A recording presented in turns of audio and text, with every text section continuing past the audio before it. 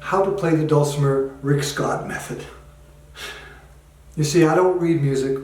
I play the dulcimer sort of upside down, but I wanted to share with you some of the techniques that I just discovered because it opened up a whole world for me, and I'm hoping it'll open up a whole world for you and this beautiful instrument called the Appalachian Mountain Dulcimer, or the lap dulcimer, or the Dulcimer. It's kind of arbitrary, but I wanted to share a few of the things that I have discovered on the dulcimer. Now, the last time we were together, I was showing you that the tuning D-A-D, D-A-D, 2 notes make a beautiful harmony. You've already got a chord, you've already got a D chord, and any one string you press down will be a D-ish kind of chord.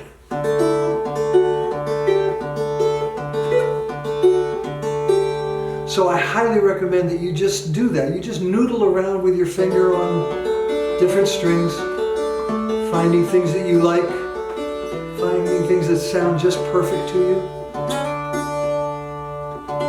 Oh, a little tip on the tuning.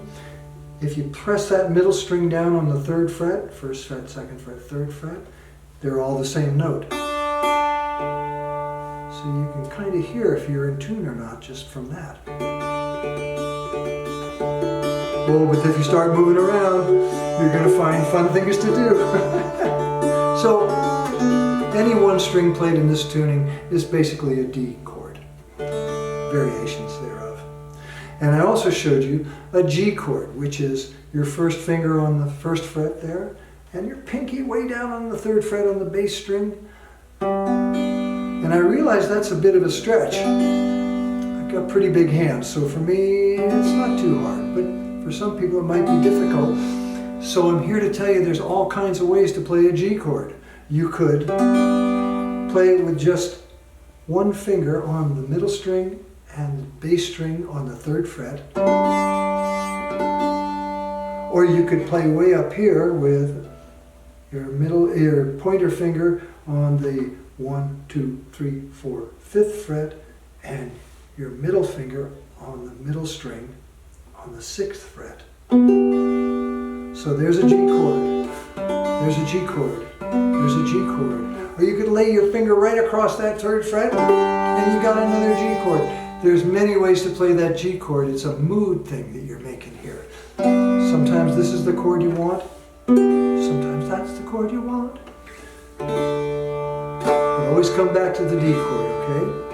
Now, for instance, when you find this one, where you press the 2 strings together on the 3rd fret, when you find one that you like, move it. See if you like that. So I take this one, and I'll move it up 1.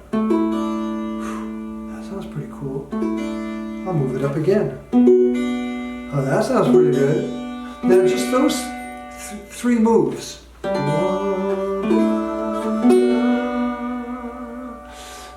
When I discovered those 3 fingerings, I just couldn't get enough of it.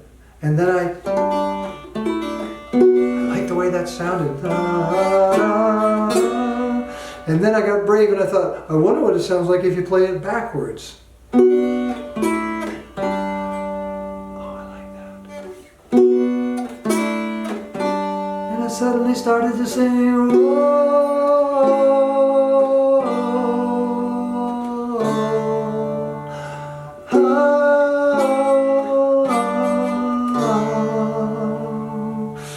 and then I thought, well, what if I gave it a little bit of a rhythm? So down with the finger and up with the thumb.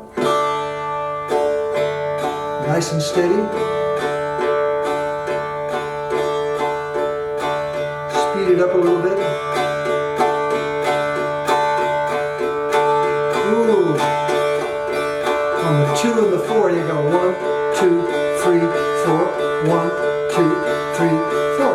On the 2 and the 4, I'm going to give it a little slap with this hand.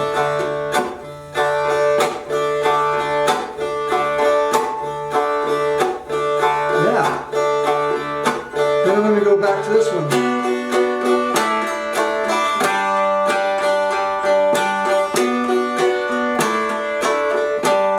Now push it back.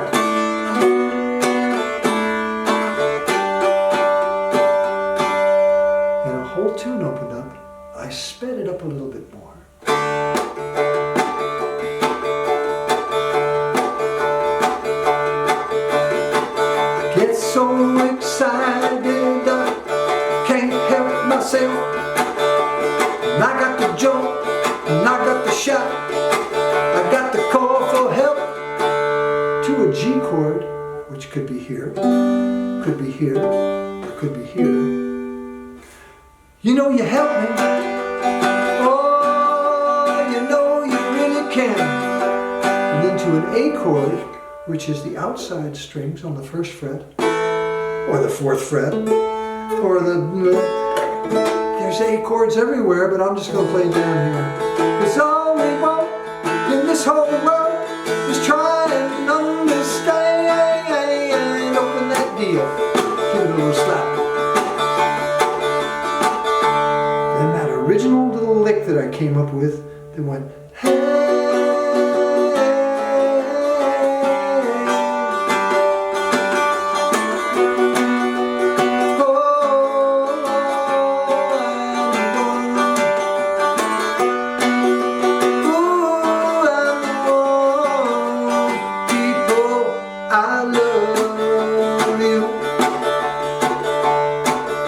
Song up when I was living in Tokyo, playing in a whiskey club for Japanese businessmen.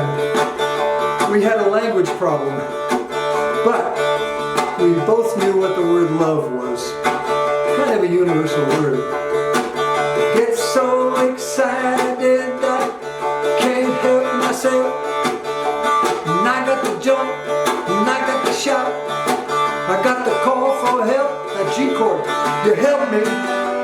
Oh, yeah, you really can.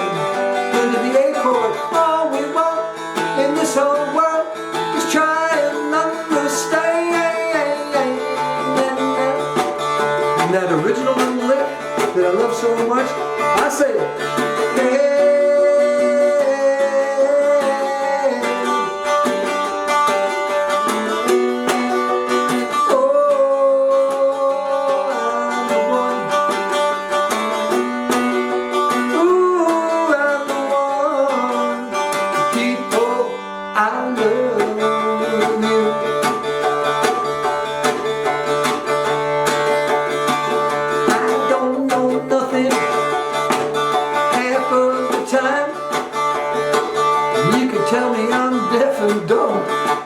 Tell me I'm going blind, but I can see when the G chord, or the G chord, or the G chord. Yeah, I can see when don't know anymore than the A chord. But when you want your friend to leave, show him to the door, back home. Now I'm going to play that lovely lick I first discovered when I went, hey.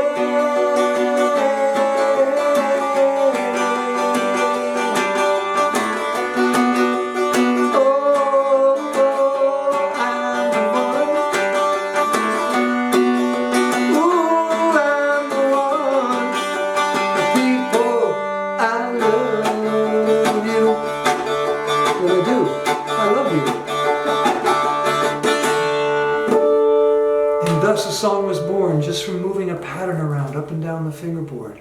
So that's what I recommend you do. Find something that sounds good and then move it around and see if it sounds just as good or sometimes even better. Try it. One more thing before we go that I did sort of accidentally when I was playing that song that I want to talk a little bit about is that slap rhythm.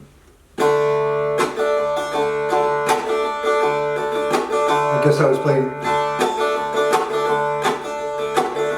Slap is really a feather touch on the strings. I mean, really light. You don't want to push too hard because you get a note.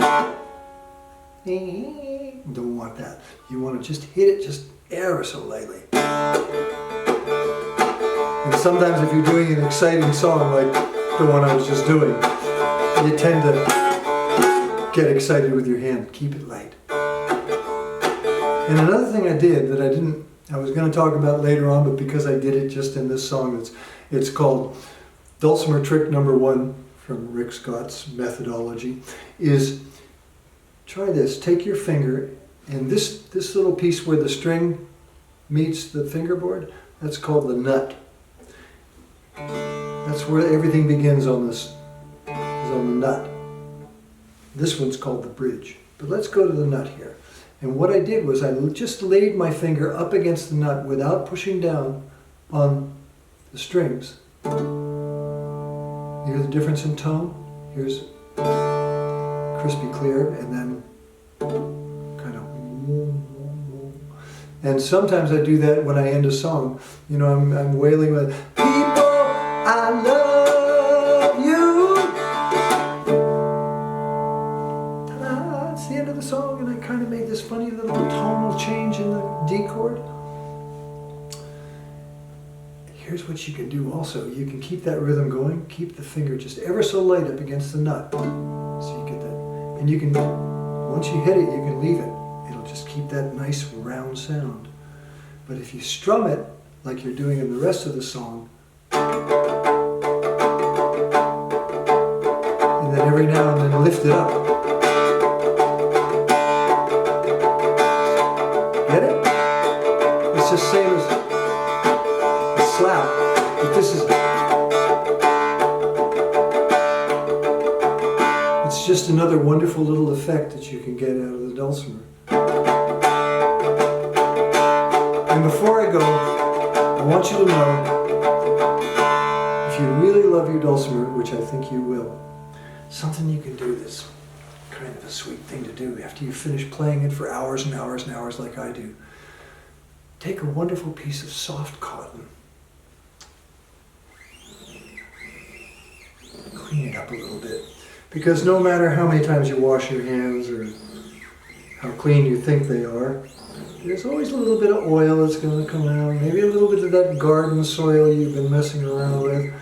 So you want to clean off your fingerboard, and not only will your dulcimer love it, but it extends the life of your frets a little bit, because it won't eat away. This is very soft metal. These frets are very soft.